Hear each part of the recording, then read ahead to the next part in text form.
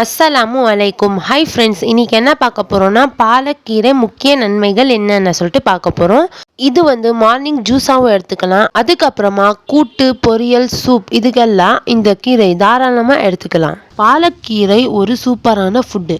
அது மட்டும் இல்லாமல் மிகவும் ஆரோக்கியத்திற்கு நல்லது. அதுக்கப்புறமா இதனோட நன்மைகள் என்னென்ன சொல்லிட்டு பார்க்கலாமா? ஃபர்ஸ்ட், இரத்த சோகை நீக்க உதவுகிறது. செகண்ட், கண் பார்வை ஆரோக்கியம். தேர்டு, எலும்பு ஆரோக்கியம். ஃபோர்த்து, மூளை ஆரோக்கியம். ஃபிஃப்த்து, புற்றுநோய் தடுப்பு. சிக்ஸ்த்து, செரிமான ஆரோக்கியம். செவன்த்து, இதய ஆரோக்கியம். எயித்து, ஊட்டச்சத்துக்கள் நிறைந்தது. அதுக்கப்புறமா நிறைய ஹேர் ஃபால் ஆகுதுன்னா இந்த கீரை தாராளமாக எடுத்துக்கலாம். முடிக்கு தேவையான அத்தனை நியூட்ரிஷனும் இதில் இருக்குது.